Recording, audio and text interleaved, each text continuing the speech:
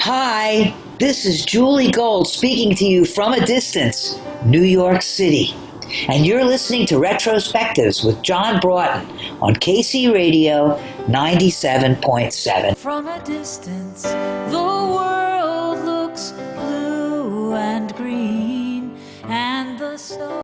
You had a great musical education growing up. I believe your parents were quite encouraging to you to learn a musical instrument. Yes. Well, I have an older brother, so thankfully I like to emulate him.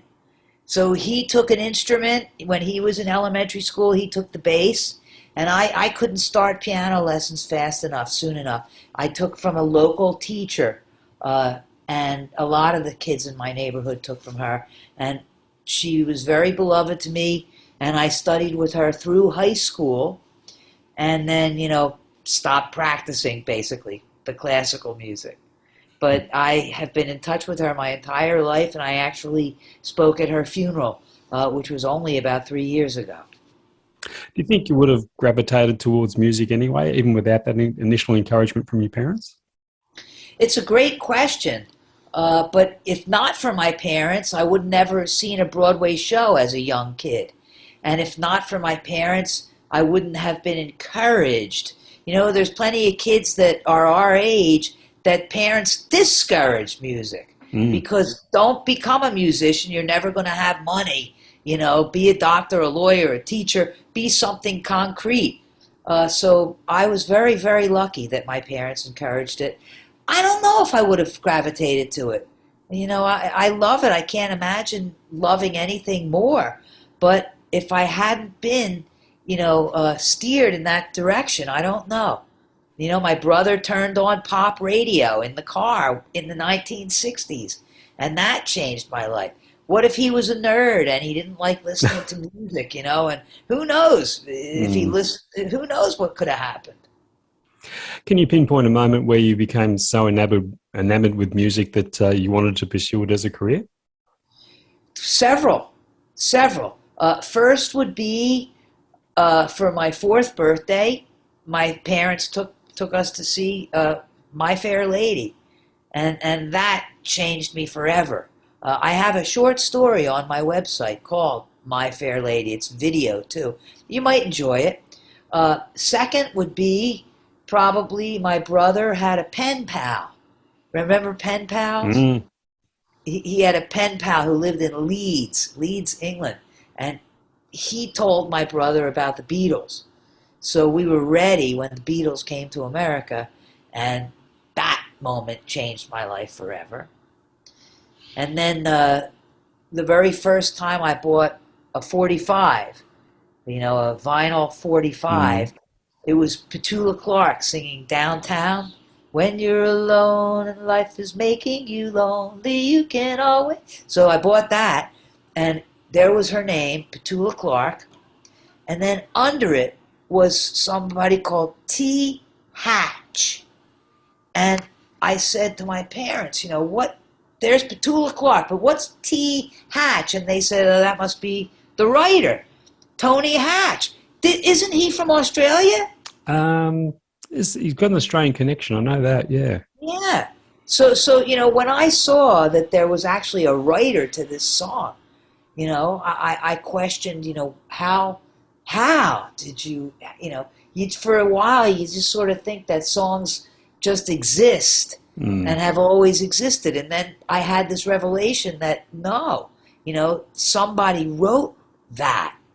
And it was like, how do you get to write a song? Well, I guess you just try. And that was really a moment that it connected and it clicked that, I want to be that. I want to be that in the parentheses. What about the piano? Was that love at first sight for you as an instrument when you first sat down behind one? It's totally, I have two. I have this one. This is the one that wrote From a Distance. Wow. Yeah. And then I have this one that is, and I practice, let's see. Yeah, I'm blocking. So there, I only live in one bedroom apartment, so there's two pianos sort of back to back. They talk, I think, when I'm not paying attention. They conspire. They conspire against me. But when I see a piano now across a crowded room, my heart goes pitter patter. Really? Never fails. Yeah, it's like, oh, a piano to me is just a possibility. But at first, I was in awe of my piano teacher, and she'd sit on my right side on the bench. And to this day, when I practice, and I do practice daily, I leave room for her to my right. And she would pat me on the back to the rhythm. So, yeah, I just wanted to do it. I wanted to do it. And I still those early days in Philadelphia, had we spoken to you way back then, what would you have told us your dreams and ambitions were? I want to make my career as a musician. I want to be able to pay my rent as a songwriter. There was a period of time where I definitely pursued a record deal.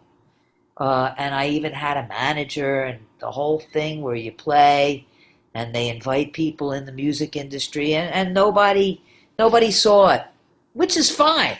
I would much rather be behind the scenes than... I'm a very nervous performer. I love it, but I'm nervous. I'm never nervous talking.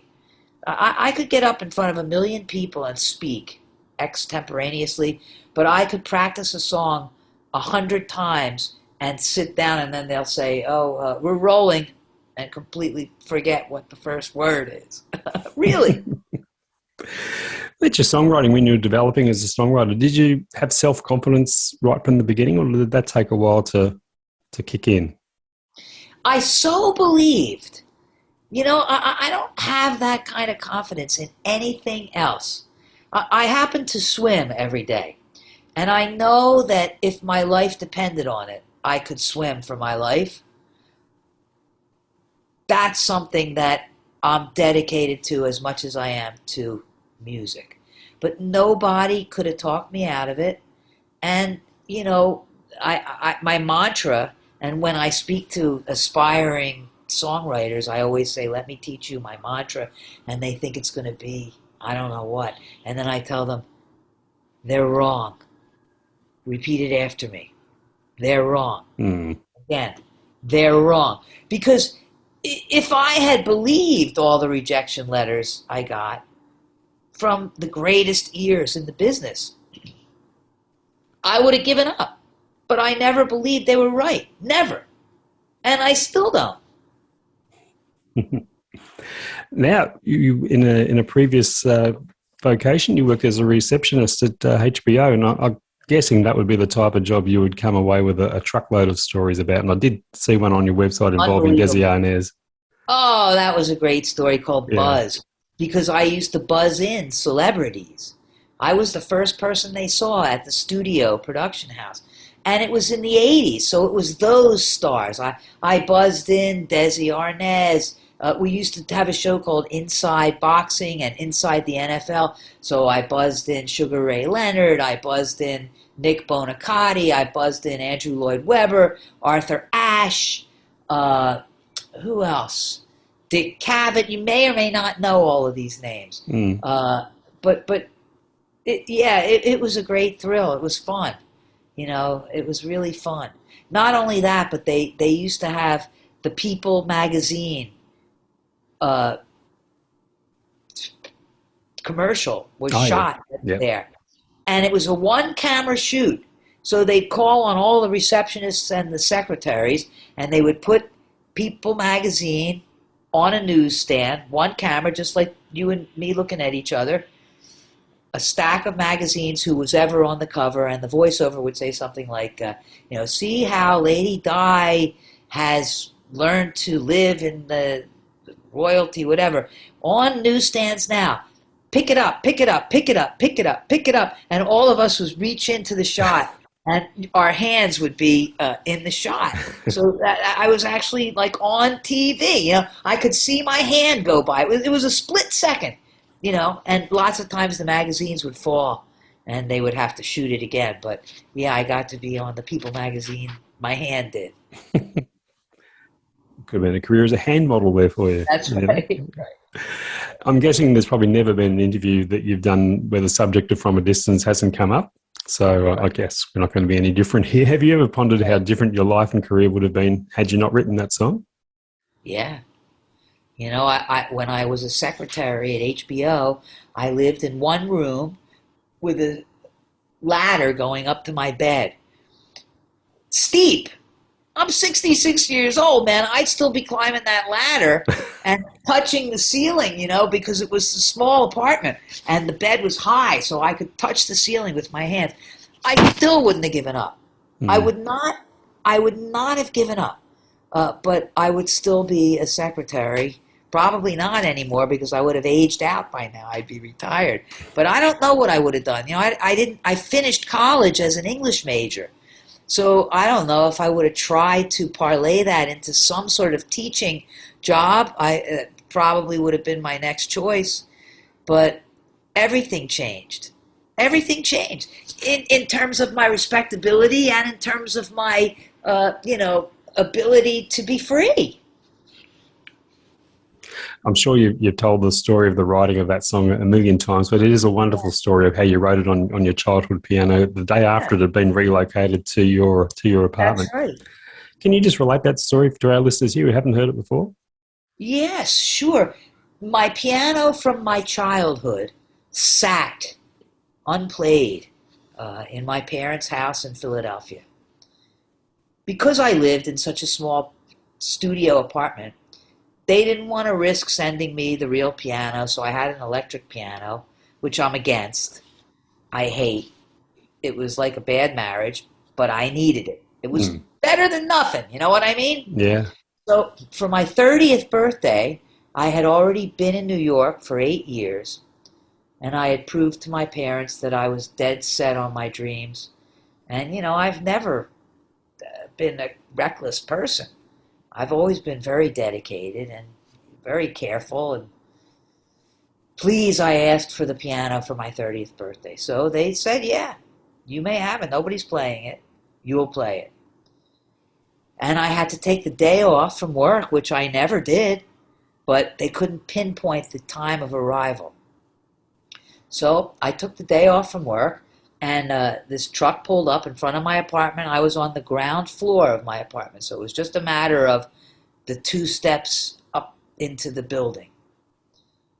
And I saw the lift open on the truck, and I saw light. It was a beautiful day, but it was in December of 1985. My birthday was February. This was December. I saw light hit the piano. You know, as a piano player, we never see a piano outside, especially our piano. We can't take our piano outside and play it. I saw light hit it. I think it was infused with magic at that moment, quite frankly.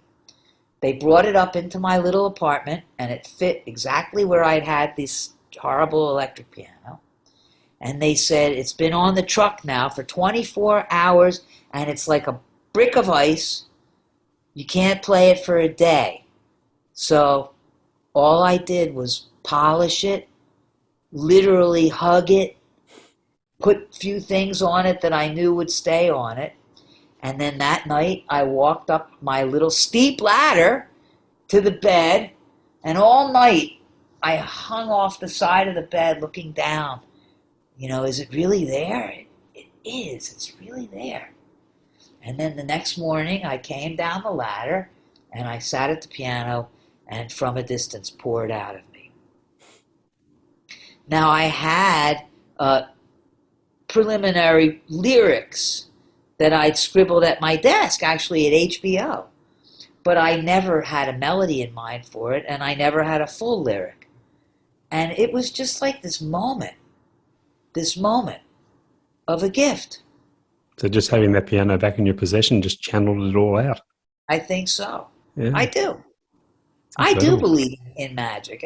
That's why I had this project inviting all of my musicians friends to come and spend 1 hour at it and try and find some magic.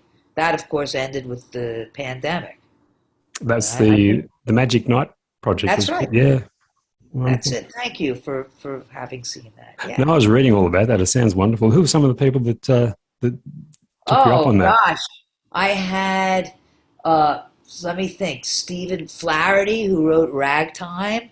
I had well known and lesser known. I had the great Christine Lavin. I had Michael Bacon, Kevin Bacon's brother. I had Suzy Roach of the Roach Sisters. I had uh, Thomas Shepard, who's like a multi Grammy award winning producer. I could get the book down and read you the list. You wouldn't believe it.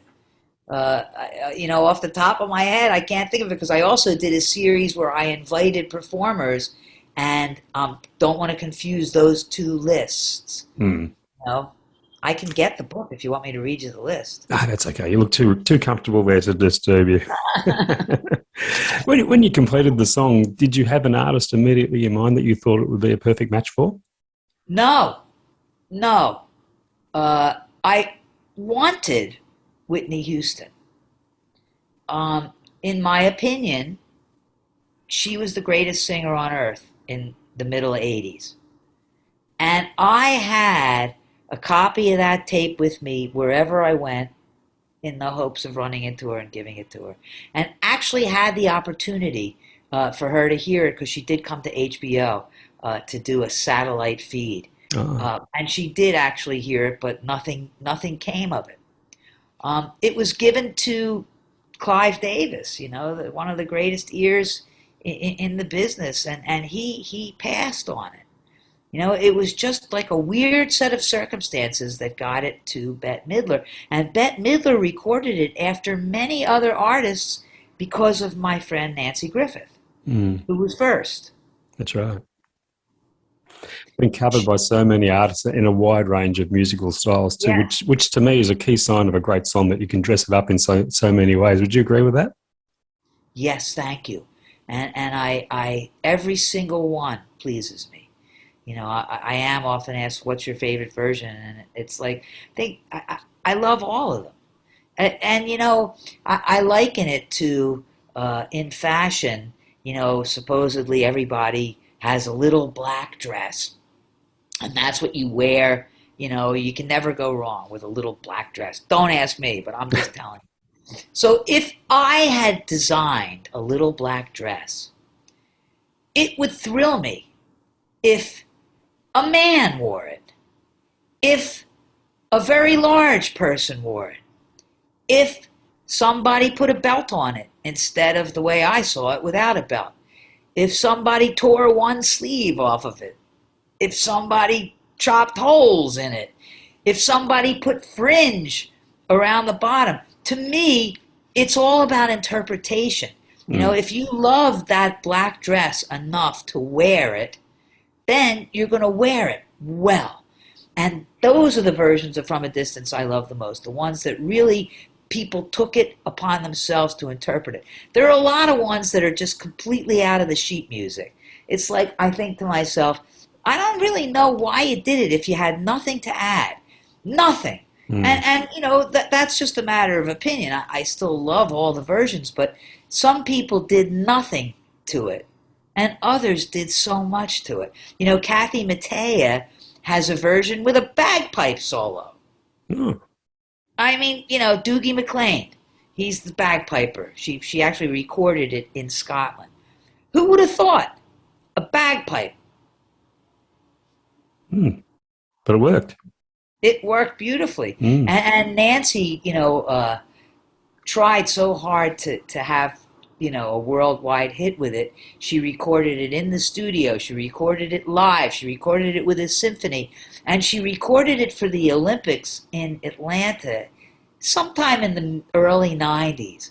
And in that recording, she used the great late Donna Summer, who sings it in German, the great Raul Malo from the Mavericks, who sings it in Spanish, and Nancy sings it in French and English. So it's this multilingual version, and I guess, truthfully, that's my favorite version. Ah. It's incredible. Is it a song that at times seems like a runaway child to you. It turns up in so many places, from greeting cards to music boxes and everything in between. When you hear it in situations like that, is it sometimes still a little difficult to get your head around the fact that it's your song? It's never been anything but difficult to get my head around. I wake up in the morning and I like pinch myself. I still can't believe it. I just can't believe it. And I never could. I just can't believe it really happened to me.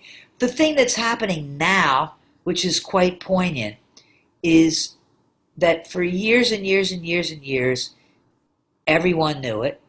And then for years and years and years and years, everyone's children knew it. But now we're up to grandchildren, and they don't. They don't know it. I have to say, you don't know it. God is watching us. No, I don't know it. Really? Well, Google it. Google it. I swear to you, I'm not lying. But yeah, less kids know it now. Churches and synagogues and schools, they all learn it in school. But radio version, the kids don't know it anymore. What did the Grammy mean to you at the time? And does it mean more now with the passing of time and having time to reflect back on it? The Grammy, to me, was the realization of a dream. It was something I always wanted. I watched the Grammys. I'd watch the Grammys sitting, eating popcorn with my gray sweatsuit on, dreaming of the day it could be me. And I practiced my speech for 20 years. And then one day, it was me. And then the next year, I was back with my gray sweatsuit, eating popcorn again, saying, did that really happen to me? So the whole thing was like a dream. And the other thing is, I'm not a great traveler. And usually they're in Los Angeles. But that year, they were in New York at Radio City Music Hall. And I got my parents to be there, and my brother was there. It was so unbelievable. So, and not only that, but the song of the year is the only songwriter award in the whole show. Everything else is for record is for production, and all the different talent they get awarded. But the song of the year goes to the songwriter. That's right. And to me, I was up against some major songs. I was up against Phil Collins for Oh, Think Twice. It's just another day for you and me in paradise. And I was up against Sinead O'Connor singing a Prince song. Nothing compares. I was up against that. I was up against Wilson Phillips. Someday somebody's going to come around. Da, da, da, da. Hold on. Yeah. And one more. Let's see. Oh, Mariah Carey's first hit. I had a vision of love. Really, when you think about it. And they were all like seasoned musicians, and I was a secretary at HBO. It's incredible, isn't it? It is. Yeah. And I guess it still takes pride of place on the shelf there at home? Yeah, you want to see it? Why not? I do have, a case with a bunch of stuff in it. Here, I'll open it. Tell me, can you see it okay? Oh, that's good. Look Isn't at that neat? That is so neat. You got a good view of it? Perfect view of it, yeah. Yeah. It's wonderful. And, I see all the Beatles stuff. I got a ton of Beatles stuff. Oh, look at them. Yeah, I'm a collector. That's why this nightmare of my closets. Do you have Pez in did you ever hear Pez cans? They appeared here for a while, but they seem to have disappeared. They're in drugstores. I'm sure you just don't know about it. Look, yeah. This is my poor Pez collection waiting to go back. It's waiting to go back into its position, but they're still coming back tomorrow, the painters. It's closets. I had closet doors. So the Grammy means everything to me. That being said, I stayed a voting member for years and years and years until I don't know who to vote for anymore. So I felt that it was, not honest. Yeah. To be a member, even for philosophical reasons. I I wondered, should I stay a member? But I didn't vote. I don't know the music now. I don't want to seem like a mean old, bitch. But I don't really know the music. Fair enough. I was sitting alongside you on that Grammy night with Christine Lavin, who I know has been Yes. a dear friend of yours for many years. We love her too here. She's been on the show a few times through Is the that years. true? Tell us Yeah. about first coming in touch with Christine. Well, the first time was I was still living in Philadelphia, and I came up to do a songwriting workshop, and she was there, and we met, and we became friends. And it wasn't for a few years later that I moved here, and then we became friends. And we really have, we've known each other for 45 years. In the very beginning of our career, she had a manager, she lost a manager. I had a manager, I lost a manager. She was in the Four Bitchin' Babes in the 90s, and she invited me to be in them. So I was like the reluctant babe. I only lasted like a year. But basically, every fantastic musical opportunity that I've ever had was out of Christine Lavin's, selflessness. Julie, this person's looking for a song. Julie, you should talk to this person. Julie, I'm making a compilation record. Do you have a song about this? Julie, I want you to meet so-and-so. That's how she is. She's a very selfless person. Full of energy and enthusiasm too. Yeah. I used to, see her do shows at the famed club here in New York called The Bottom Line. And it's not been there for 10 years. It's part of NYU campus now. You wouldn't even know the club lived there. And the greatest shows ever were at the Bottom Line. Christine Lavin would do a show, and then the owner of the club, would empty the house, and there would be a second show. And the people would be waiting in line out in the cold, if it was winter, for the second show, and until the whole house was clean. She'd come out after doing her first show and twirl batons for them on the street. And then go back in and do the next show. I imagine the Four Bitchin' Babes would have been a lot of fun to be a part of. It was fun. It was fun. It was fun. And in the end, at the end of the night, we would all go to one hotel room, and we'd buy candy and throw it on the bed. And in those days, the people got paid with cash. So we'd throw all the cash on the bed, we'd throw the candy on the bed, and we would jump on the bed, all four of us, and eat candy and count the money. We had a great time. Talking about your songs being done by others, not just from a distance, but aside from that, what would be the most unusual cover of one of your songs? Something out of left field that you never would have expected that artist to do one of your songs? Well, it wasn't an artist. There's a song, a movie starring Richard Gere and Diane Lane called Unfaithful. It came out, I don't know how long ago it came out. Long. Everything's long ago now. You know what I mean? I don't know when I'm saying 10 years, if it's 10 years, 20 years, or 30 years. I don't even know. But it's a great movie. It's very, very Alfred Hitchcock. Oh, yeah. And I have this song. It's a very positive message. It's called Dream Loud. It's all about dream loud. That's the concept, about not being talked out of your dreams, and very positive message. Somehow, a school teacher in New York got the song and loved it while they were looking for sets. The director of the movie went through the auditorium where the kids were singing Dream Loud and loved it. So this movie has, sex and murder, and at one point they go to a little assembly and costumed kids are singing Dream Loud. I mean, it's an unbelievable usage. So it wasn't a movie that had a soundtrack, I don't think. And if it did, it's not like being on the Titanic soundtrack, or the Bodyguard soundtrack. But nonetheless, if you see Unfaithful, and it's a great movie, I'm not kidding, you're going to see a song of mine you couldn't have pitched it. That's how unlikely it is. So I'd say that's probably the most unlikely,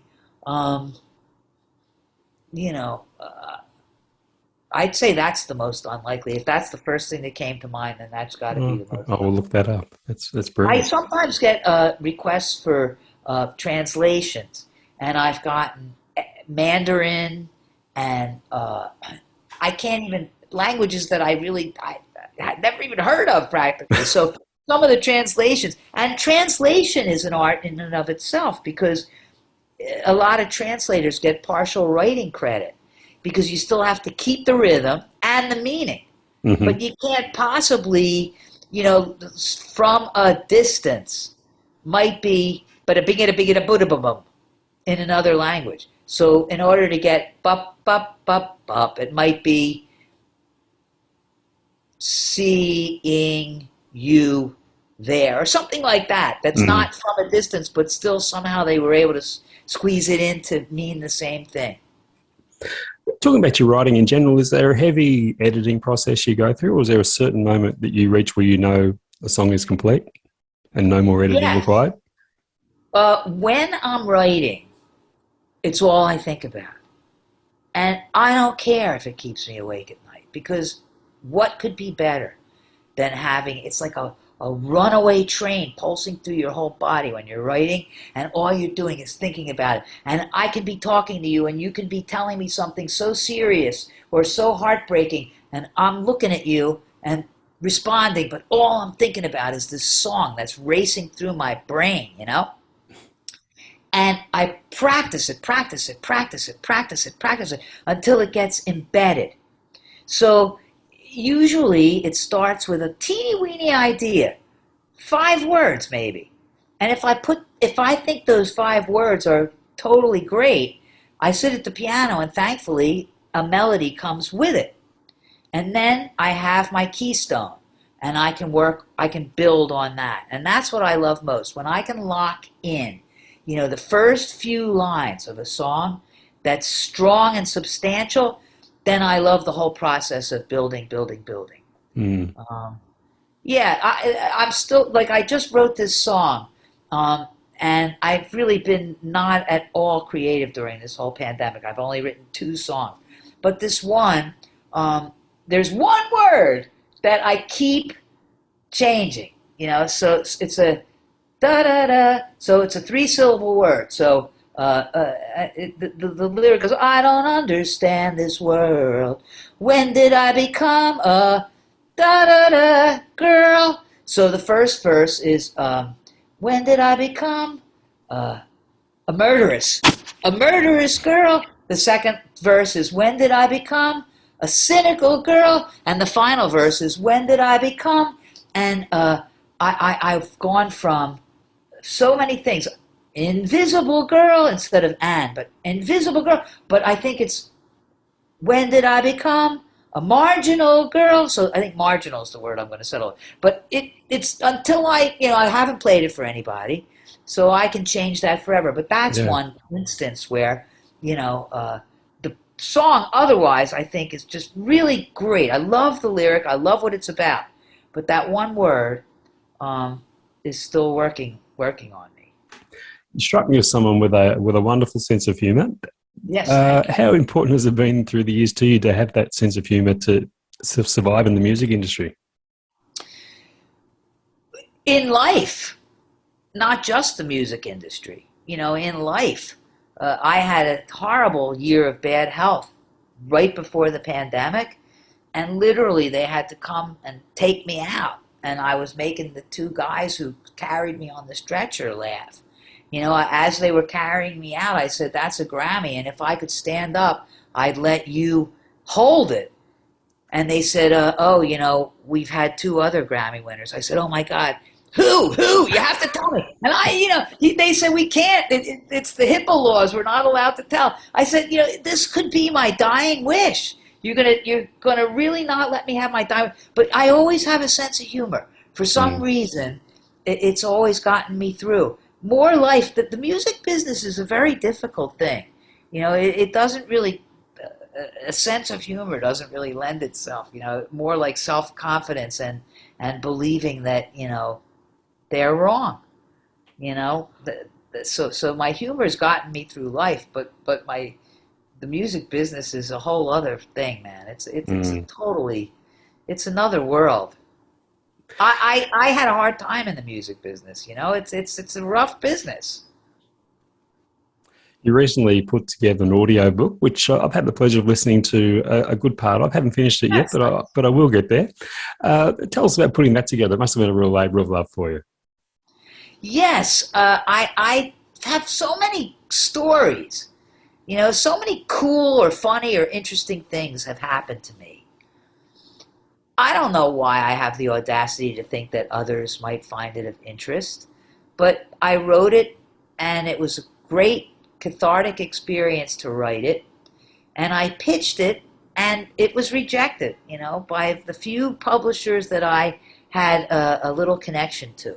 And of course, though I said to myself, they're wrong, somehow that fire in me isn't what it used to be, and I just couldn't fight it, you know. So I figured if I'm not going to publish a book, I want to commit some of the stories to tape so that people can go and listen to it on my website.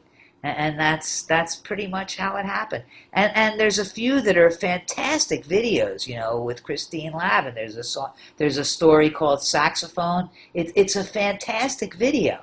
And the story of My Fair Lady is a fantastic video. My friend Phil Klum did that. I can't think of what else I did as a video, but that's all those stories are. You know, just things that really happened that I wanted to save. Mm. Talk about your last album, 60. I know it's been out a few years now, but Yeah. the songs were from all stages of your life and career, Yes. weren't they? Not just recent writings. Right. Well, I'm 66 now, and I put that out when I turned 60, thinking and probably thinking correctly that that's it. You know, I'm not going to put out another CD. I got a closet full of CDs. I could sail them all off my terrace, and you know, that's as far as they'll ever get. So I thought, as long as I'm doing this, let me put on a few that never made it to my other CDs. Let me just re-demo a few of them. Not a lot, but a few of them are old songs. And I'm glad to have them as just you know, I can't think of the word I use, but like a testament to the fact that, you know, that was my life. Mm. And that is still a thought? You're still not sure whether there will be any more recordings? Well, you know, I have about 8 unrecorded newer songs, and I toy with it. And they are recorded. The cat's getting in my lap. Sorry. That's all right. Hi, Lassie. Say hi to John. Say hi to John.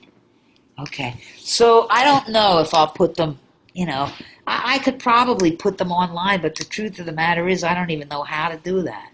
Oh. So, you know.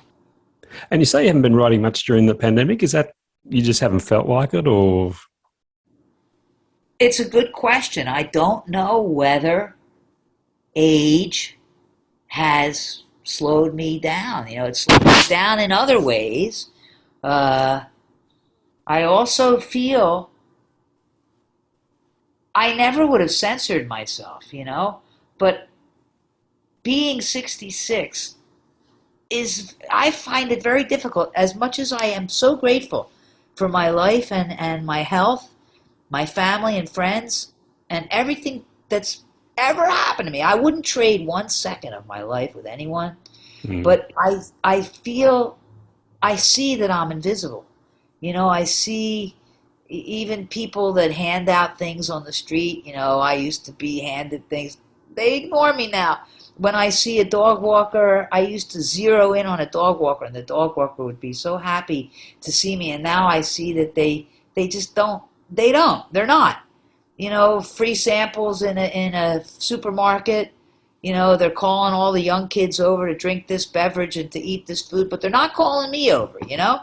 And so I have my loyal fan base, yes, but I just don't think that the general public really cares about what a 66-year-old woman has to say. I hate to say it because, you know, then that sort of disses some of the people I idolize who are certainly making music. Mm. But I just don't know what to say. I don't know what to say.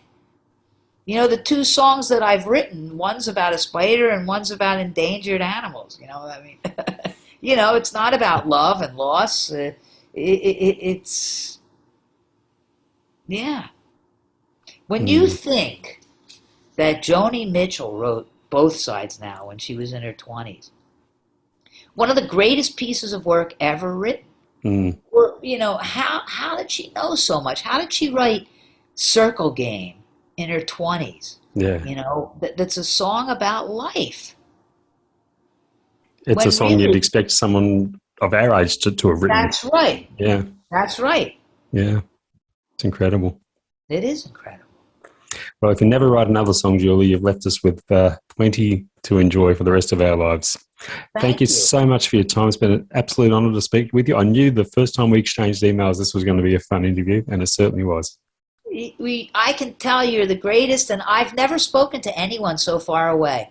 That is a miracle. Can you believe I'm in New York, you're in Australia, and we're talking to each other? And Yep. by the way, you know, I'm your friend for life now. So Well, that's good to know. Good to know. And thank give you. my regards to Christine when you see her next too. I will, and thank you for your very kind interest in my music. Truly. Thank you, Julie. Enjoy the rest of your night. You too. Or day. Yeah, yes. Almost lunchtime here.